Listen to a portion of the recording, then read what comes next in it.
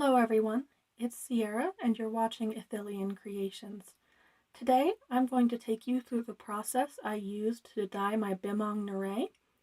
What I used was two shades of Rit Dye More. I used their sandstone and their chocolate brown. I picked these colors because I think together they're going to make a really nice golden rich tan coloration, especially since she does have golden undertones to her resin. First, I add the dye to my pot of almost boiling water, and I do record the amounts of dye I put into the liquid just in case I want to replicate it again or I have to restart. I strung up all my doll's pieces using a thick sewing thread, which I strung through the stringing channels using a sewing needle. This way I don't have to touch the dolls and it's not going to be difficult for me to dip them in the water. With my setup, in addition to the dye pot, I have a layer of paper towels in which to put the recently dyed parts. I also have this dish of clean, clear water, which I'm going to be using to wash off the parts after I dye them, so I don't have to run back and forth in between it and the sink, and so that I also don't end up with drips everywhere and uneven dyeing due to dye sitting on the parts after I finish.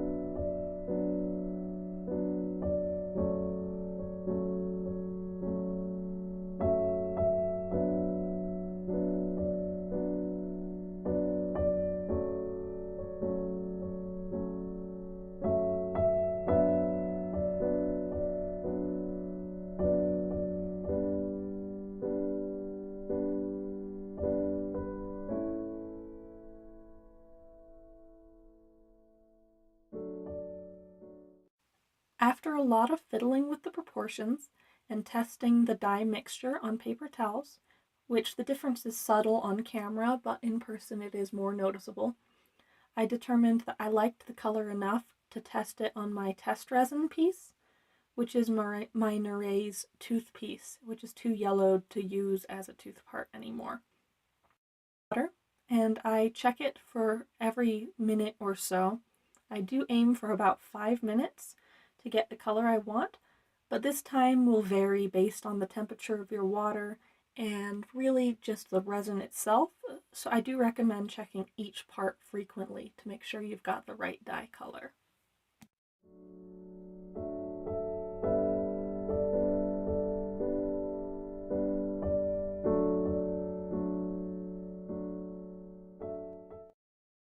After I'm satisfied with the proportion in my dye bath based on the toothpiece, I begin to dye the rest of my parts.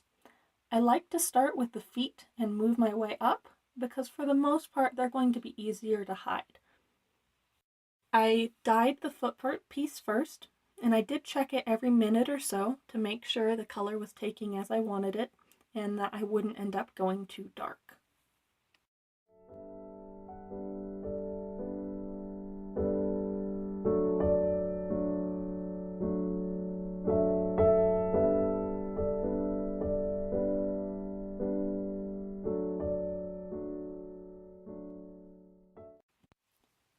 When checking your dye color, I do recommend rinsing off your part semi-frequently because it can be kind of hard to tell how much of the dye has actually taken and how much is just sitting on top of your part.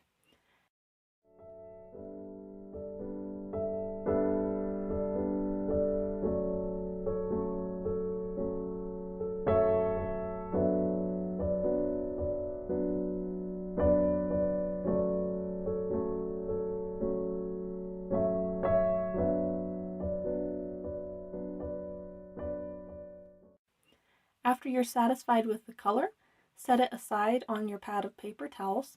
I'd make sure to set them in order of left and right so that you won't end up having issues when it comes to restringing your doll later on.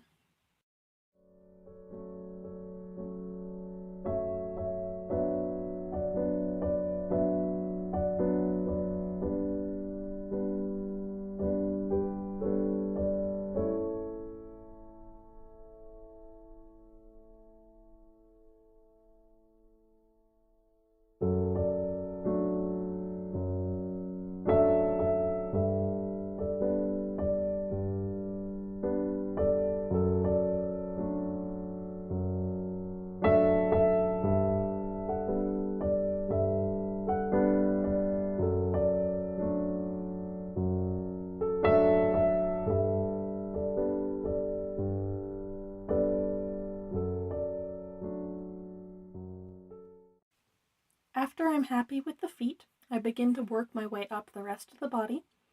Within joints that do have stringing channels, I do recommend that you tilt them at an angle right after the dye dip in order to drain the center of dye. Otherwise, your rinse bath is just going to end up being a second dye bath very quickly. This way you don't have to refill your rinse quite as often.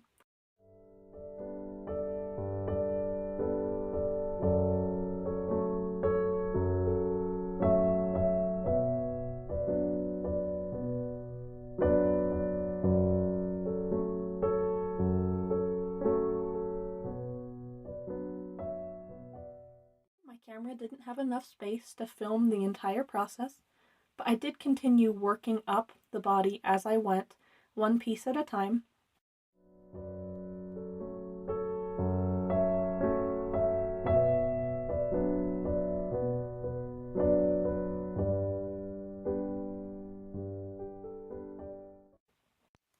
In the future, I would probably sand the entire doll, as well as scrubbing it with a magic eraser and dish soap, just to make sure that the surface is all even and ready to take dye. I'm not sure if that would have made a difference in this old unevenly yellowed doll, but you never know. Overall, I am pretty happy with the results, even though it didn't quite end up as well as I'd hoped. I'm going to likely do another video later on showing how I airbrushed her more even. Hopefully you liked this video. If you do, I would really appreciate a thumbs up or a comment, and if you would like to see more videos like this, I would be hugely appreciative if you subscribe. I'm really hoping to kind of get this channel taking off and be able to make more material for you all. Thanks so much for watching. Have a great rest of your day.